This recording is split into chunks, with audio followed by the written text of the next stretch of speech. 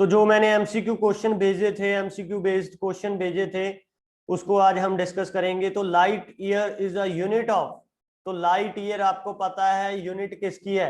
Hurry up, I need the answer in the chat box.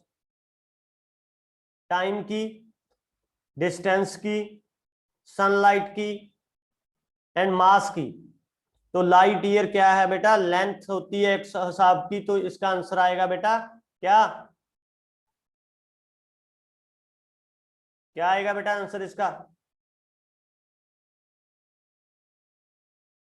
हाँ जी, ठीक है। तो answer is B. B, right answer is B. Clear है बेटा?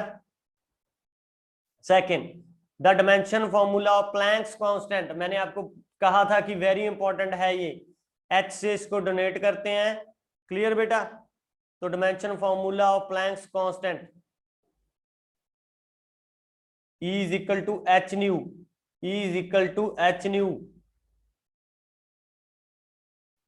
Answer is B. B answer आएगा बेटा इसका भी।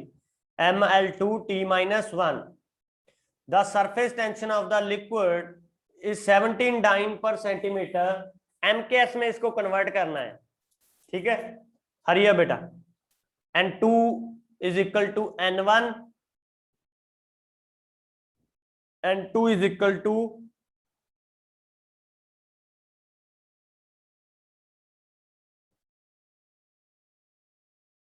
N1, M1 old system, M2 A, L1 L2 B, ठीक है? और T1 T2 C, ये वाला फॉर्मूला लगेगा बेटा इसमें, अगर आपने N2 फाइंड आउट करना है। N1 आपको दे दी कितना? 70। क्लियर जी? डाइन में है यानी CGS सिस्टम में है, इसको MKS सिस्टम में आपने करना है। क्लियर हो जाएगा बेटा?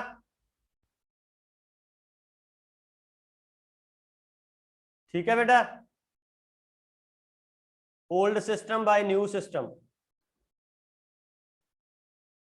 क्लियर? फोर्थ क्वेश्चन देखो बेटा, ऐसे क्वेश्चन हमने बहुत किए हैं बेटा। फोर्थ क्वेश्चन,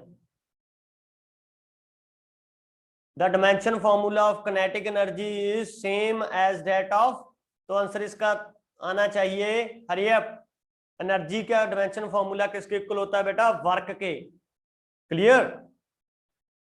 वर्क के इक्वल होता है। The number of significant figure in 0.06900 is, तो आंसर आएगा इसका बेटा 4। आंसर आएगा इसका 4, यानी B option is correct. B option is correct. Clear जी? सिक्स्थ क्वेश्चन देखो, the number of 2.745 and 2.735 are rounding off to 3 significant figure will give, तो आंसर पहले का कितना है? हरी अप, ये बिल्कुल बेसिक क्वेश्चन थे, आपने ये भी नहीं किए। वेरी गुड बेटा, ये उम्मीद नहीं थी मेरे थोड़े तो मैनू। चलो, 2.745 था। मैंने आपको बताया है कि अगर 5 के आगे इवन हो, 5 के आगे वाला इवन हो तो नो चेंज, नो चेंज, कोई चेंज नहीं आएगा। तो कितना आ जाएगा यहाँ पे? 2.74। 2.74 किस में है? बी में भी है और डी में भी है, ठीक है? अब बात करेंगे इसकी। तो मैंने आपको बोला है कि 2.735 जब आगे 5 के ऑड हो तो आपने क्या कर देना है? एक ऐड कर देना है, ऐड +1, ठीक है? ऐड क्या कर देना है आपने? एक ऐड कर देना है। तो आंसर इसका कितना आ जाएगा? 2.74। तो right answer is D. D is the right answer. Clear है बेटा? सबको क्लियर है ये?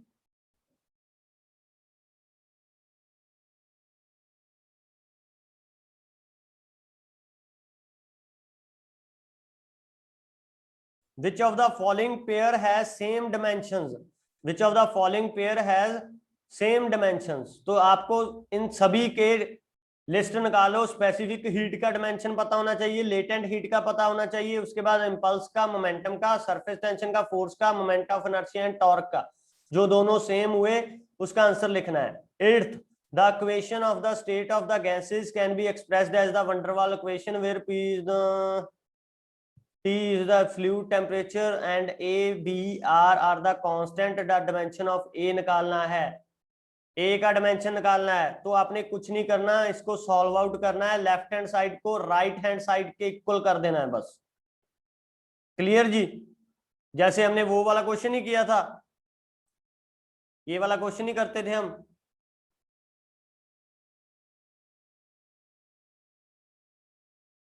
F is equal to AX² plus BX, ये करते थे ना।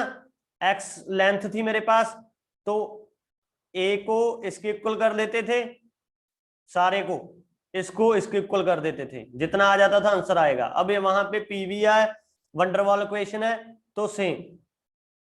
क्लियर बेटा? ये आप, मुझे आंसर चाहिए इसका, ठीक है? खुद करने हैं आपने ये।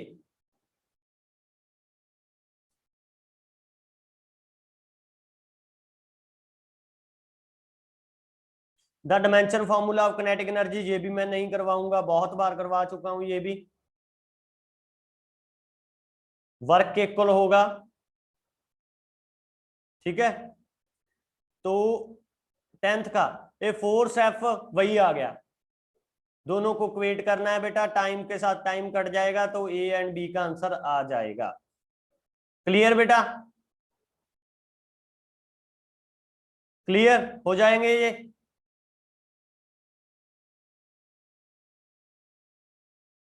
ठीक है।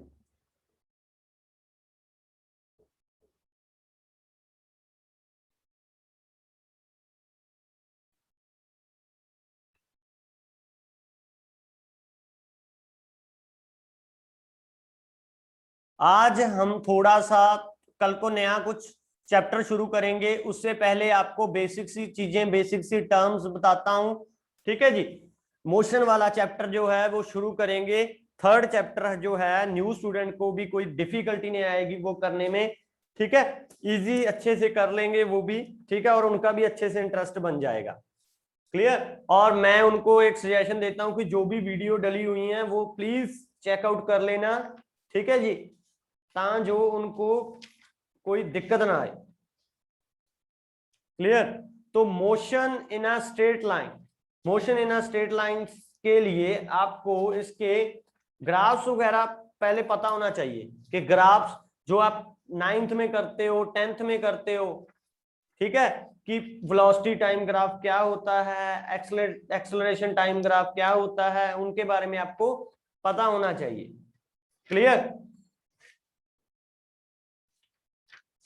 ठीक है बेटा?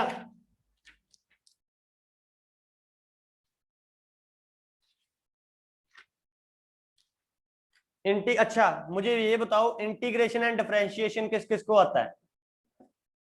इंटीग्रेशन एंड डिफरेंशिएशन किस किस को आता है? नॉन मेडिकल वालों को तो आता होगा। इंटीग्रेशन मैथ का है ये, इंटीग्रेशन एंड डिफरेंशिएशन। ओके, चलो पहले वो भी आपको सीखनी पड़ेगी। तो कल को आपकी फिजिक्स की क्लास में मैथ की क्लास रखाऊंगा मैं, ठीक है? कल हम इंटीग्रेशन एंड डिफरेंशिएशन ही सीखेंगे, इंटीग्रेशन एंड डिफरेंशिएशन ही सीखेंगे। बहुत इंपॉर्टेंट क्लास है, कल किसी ने मिस नहीं करनी। अगर कल वाली क्लास आपने मिस कर दी तो उसका मतलब है आगे आपको कुछ भी समझ नहीं आने वाला, ठीक है बेटा? Integration and differentiation. क्लियर? तो आपको sine theta, cos theta, tan theta, ये तो पता ही है सारा कुछ, ठीक है? उन्हीं को इंटीग्रेट करेंगे हम और उन्हीं को डिफरेंशिएट करेंगे हम।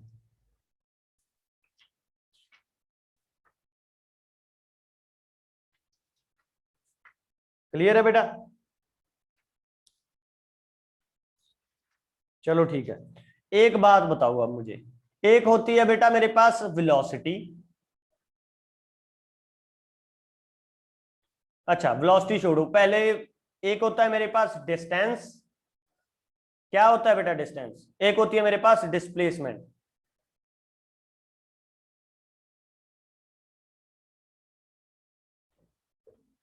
डिस्टेंस क्या होता है बेटा, total path covered by the body, total path जो होगा और कवर होगा by the body. Clear?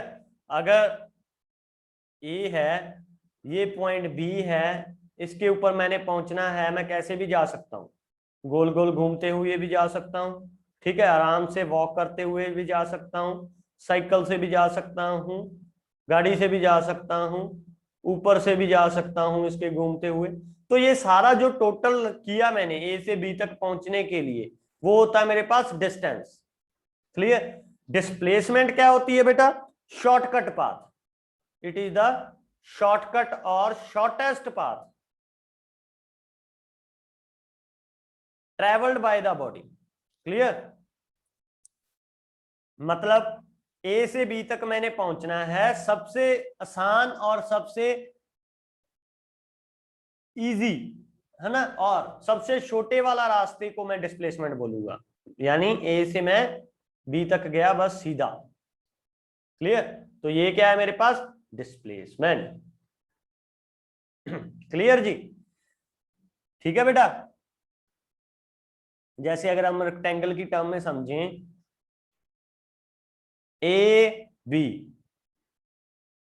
B तक आपने जाना है, ठीक है जी, तो ए से लेके थ्रू सी एंड डी गए, तो ये तो मेरा क्या हो गया, ये तो मेरा क्या था, डिस्टेंस। अगर ए से बी तक ऐसे गया मैं सीधा, तो ये मेरे पास क्या है, डिस्प्लेसमेंट। क्लियर है बेटा? क्लियर है जी? एनी डाउट किसी को? इन्हीं टर्म को मॉडिफाई कर दिया कि इन्होंने स्पीड एंड वेलोसिटी में। वेलोसिटी क्या होती है बेटा, the rate of change in displacement over time. Clear जी? इसी तरह एक्सेलरेशन होता है, एक्सेलरेशन होता है मेरे पास the rate of change of velocity, change of velocity over time. जिथे भी वर्ड थोड़े कोले फिजिक्स दे विच रेट आ गया ना, रेट, जहां पे भी वर्ड रेट आ गया, मैंने पहले भी आपको शायद बताया होगा, उसका मतलब होता है डिवाइडेड बाय टी। कभी मत भूलना, जहां पे भी वर्ड रेट आ गया, आगे कुछ भी हो सकता है, rate of change in velocity दे दिया मैंने, तो मतलब इसका क्या हुआ, चेंज इन वेलोसिटी, मतलब v2 minus v1 final minus initial. अगले यहां पे ओनली दे देता रेट ऑफ वेलोसिटी, मतलब क्या आ जाता answer, v by t. Clear जी? क्लियर है बेटा?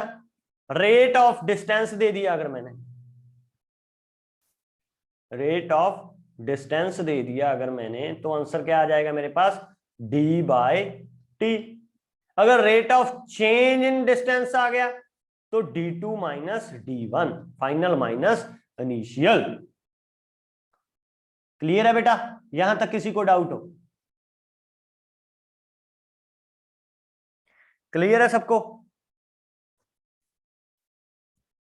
ओके, तो इन्हीं के बारे में अब हम इसी चैप्टर में, नेक्स्ट चैप्टर में जो हम नेक्स्ट क्लास में करेंगे, उनके बारे में हम पढ़ने वाले हैं, लेकिन उससे पहले आपको इंटीग्रेशन एंड डिफरेंशिएशन भी आना चाहिए, ठीक है, तो वो हम नेक्स्ट क्लास में पढ़ लेंगे। क्लियर बेटा? एनी डाउट किसी को?